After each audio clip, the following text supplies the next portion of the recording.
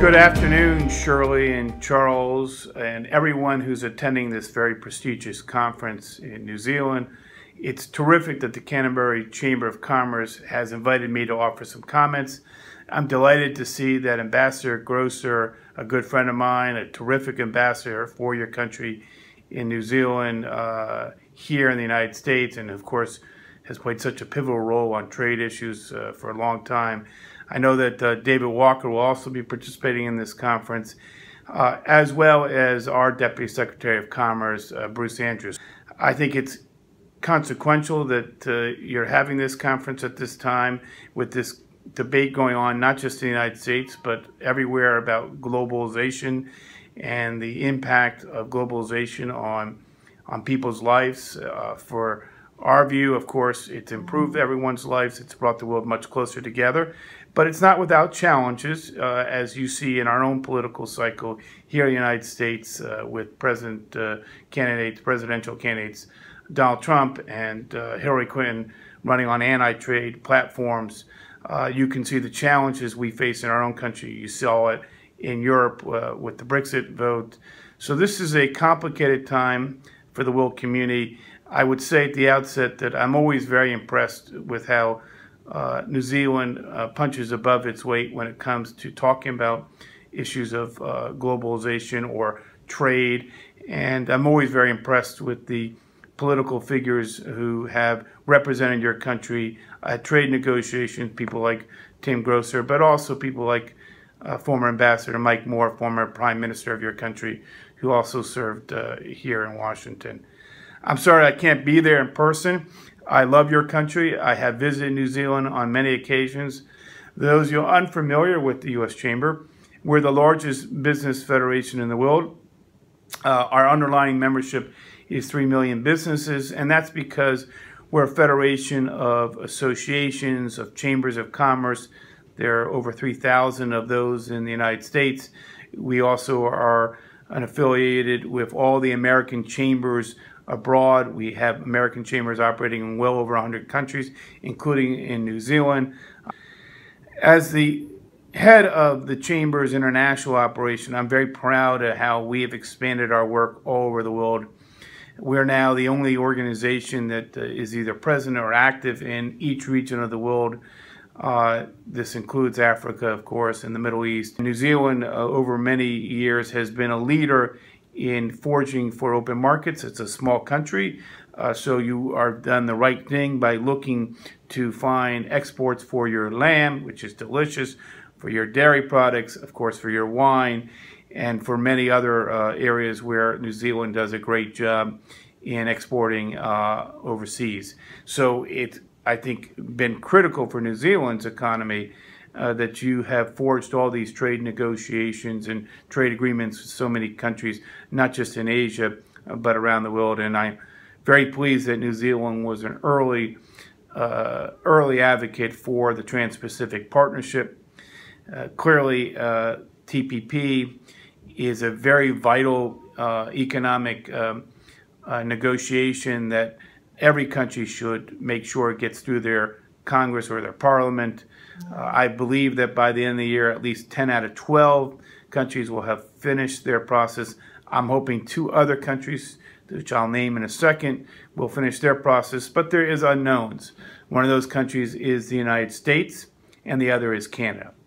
In the case of the United States, as I referenced earlier, we're going through, as everyone knows, a very difficult political election cycle where business and trade and immigration issues have been at the forefront. The rise of economic populism in our country is real. It's not going to go away after these elections.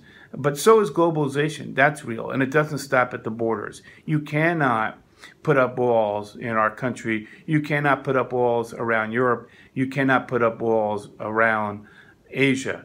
The world benefits when we break these walls down, when we break barriers down, when we allow the free movement of goods and services and people. When you combine the tsunami of voices, you understand that the challenges we face in getting TPP passed this year is enormous.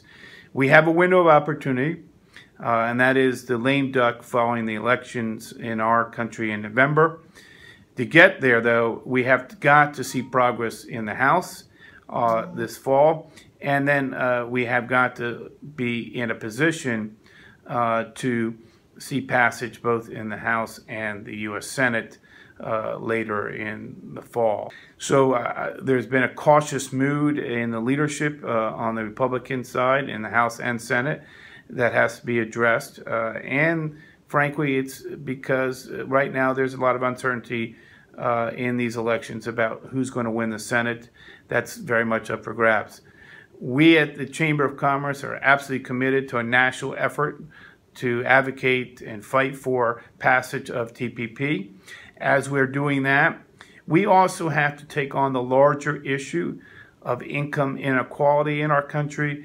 The concerns, as I said, rising from growing nationalism and economic populism and a sense that the United States is losing out on trade deals, and maybe lack of recognition of the geostrategic importance of America being at the center of all things in Asia, and the importance to our allies, including New Zealand and Australia and Singapore and others, Japan.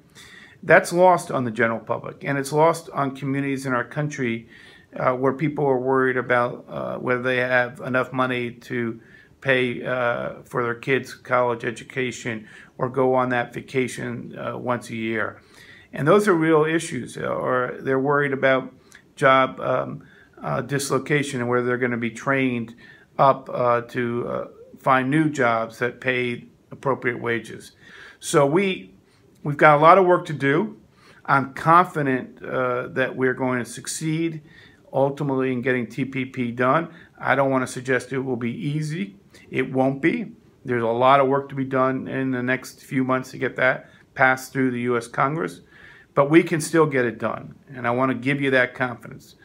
But the broader issue about trade and its importance in the global system and how America benefits from it is an important conversation that's going to be going on well past these elections and well past the TPP vote.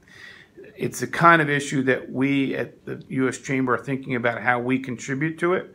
How do we do a better job explaining what trade is and why it's so important, that 95% of the customers live outside the United States, only 4 or 5% of the world population is in our country, 80% of the purchasing power lives outside the United States. So we cannot afford to have high walls.